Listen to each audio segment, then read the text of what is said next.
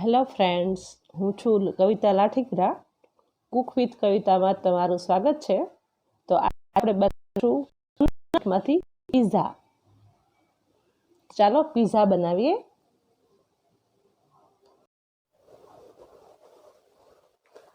આપણે એક બાઉલ લઈશું. એમાં આ ઘઉંનો લોટ છે, એક બાઉલ એમાં એડ કરી દઈશું. હવે આમાં થોડોક આપણે મસાલા કરશું. એમાં થોડોક પિઝા મસાલો છે, થોડો ચીલી ફ્લેક્સ છે અને થોડોક આપણે ઓરેગાનો લેવાનો છે. હવે આપણે એમાં દહીં એડ કરશું. 2-2.5 ચમચી દહીં છે, એ આપણે આમાં એડ કરશું. અને હવે આ ઘઉંનો લોટ છે, પણ આપણે મેંદા લોટ પણ લઈ શકીએ છીએ. થોડુંક મીઠું એડ કરવાનું છે, થોડી ખાંડ એડ કરવાની છે.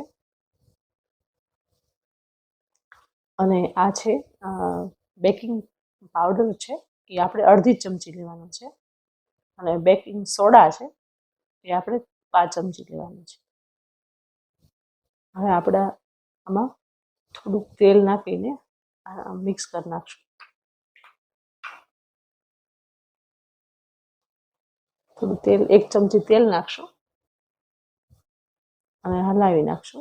એક રસ કરી અને મિક્સ કરી નાખશું.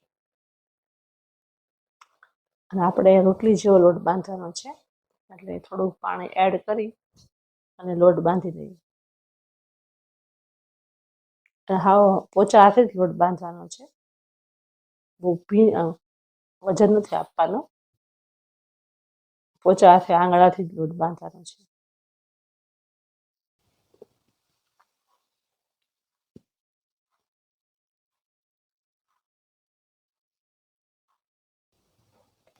થોડુંક જરૂર પડે તો થોડુંક પાણી એડ કરજો.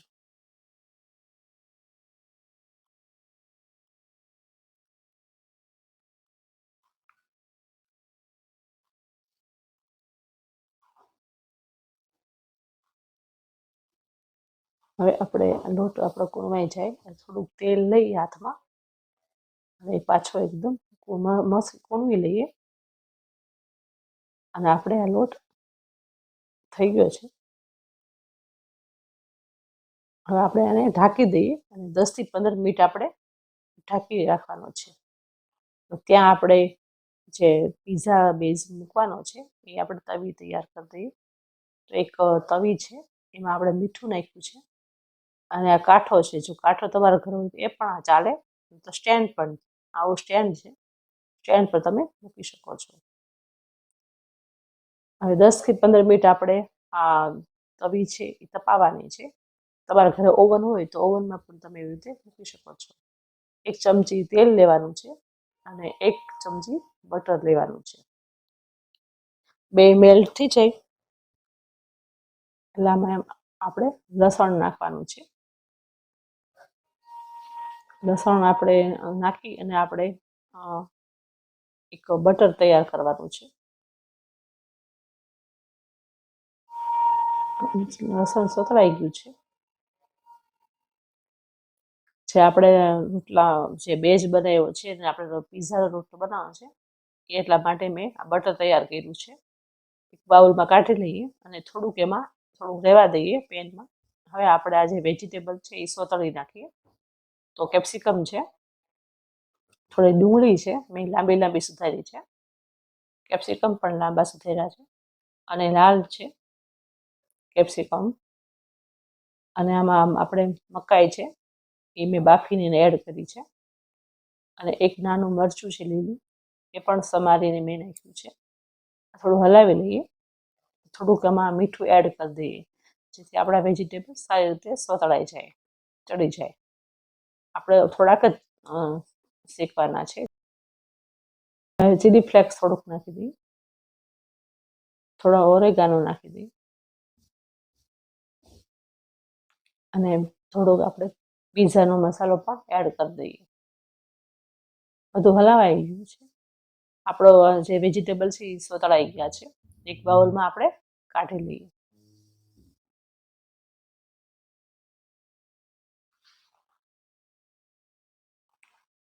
આ બધા આપણે કાઢી લીધા છે. હવે આ જે આપણે આ પિઝાનો જે સોસ બનાવવાનો છે એ આપણે બનાવીએ.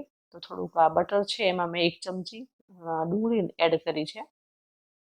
ડુંગળી સોતળાઈ જાય એટલે આપણે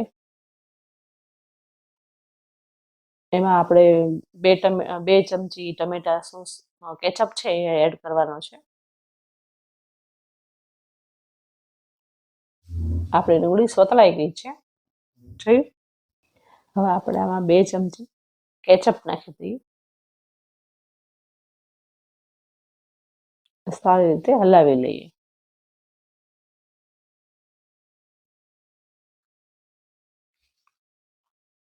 હા, થોડુંક ચીલી ફ્લેક્સ નાખી દઈએ, થોડો ઓરેગાનો નાખી દઈએ અને થોડો પિઝાનો મસાલો એડ કરી દઈએ.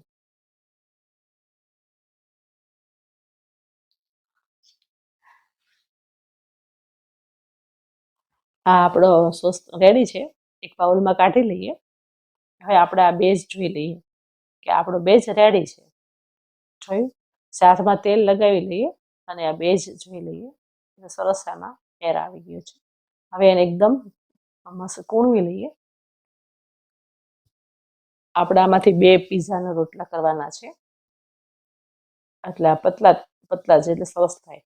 હવે આપણે એક થાળી લેવાની છે. જો નોનસ્ટિક આપણે તમારા ઘરે નોનસ્ટિક હોય પિઝાની ડીશ તો એ પણ ચાલે અને આમાં પણ ચાલે. બધાના ઘરે ન હોય એટલે મેં આ લીધી છે. એટલે આ એક ડીશમાં મેં થોડુંક બટર લગાવી અને આ બેઝને મેં પાથર્યો છે. આમ તમે બેઝ રોટલો વણી શકો છો, એમાં કંઈ ન વણો તો ચાલે. આપણો આ રોટલો વણાઈ ગયો છે, જોયું. હવે આપણે આ જે કાંટા ચમચી છે એનાથી આપણે કાણા પાડી લઈએ, જેથી આપણો જે આ રોટલો છે એ ફૂલે નહીં. હવે આપણે એના ઉપર જે સોસ બનાવ્યો છે પિઝા સોસ એ એડ કરી દઈએ.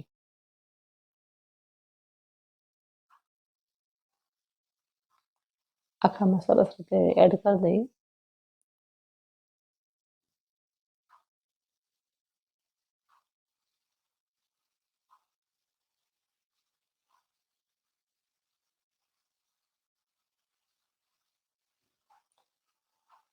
હવે આપણે આ ચીઝ ખમણવાનું છે. આમાં ચીઝ ખમણી લઈએ.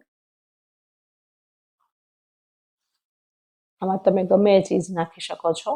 મોઝરેલા ચીઝ પણ નાખી શકો છો. હવે આપણા જે વેજીટેબલ જે સોતેલા હતા એ એડ કરી દઈએ.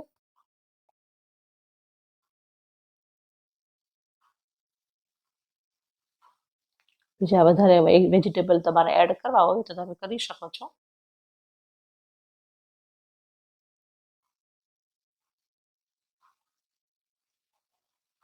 હવે આપણે પાછું આમાં થોડુંક આમાં મસાલા કરી લઈએ.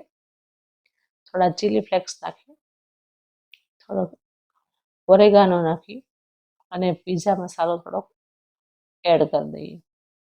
હવે આપણે થોડું પાછું ઉપર થોડુંક ચીઝ ખમણી નાખીએ.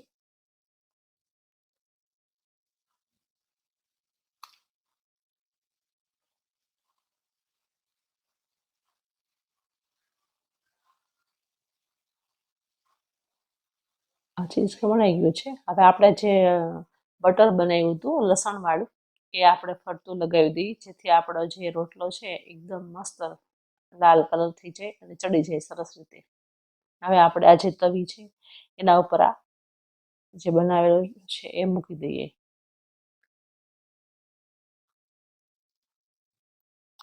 આપણે આ મૂકી દીધું છે. હવે આપણે 10 થી 15 મિનિટ સુધી આને ઢાંકીને રાખી દેવાનું છે. ઓવનમાં તમે એવી રીતે મૂકી શકો છો 180 ડિગ્રી ઉપર અને 30 મિનિટ માટે રાખી શકો છો. તમારો પિઝા રેડી છે. તો આપણો પિઝા રેડી છે. તો આપણે કટિંગ કરી લઈએ.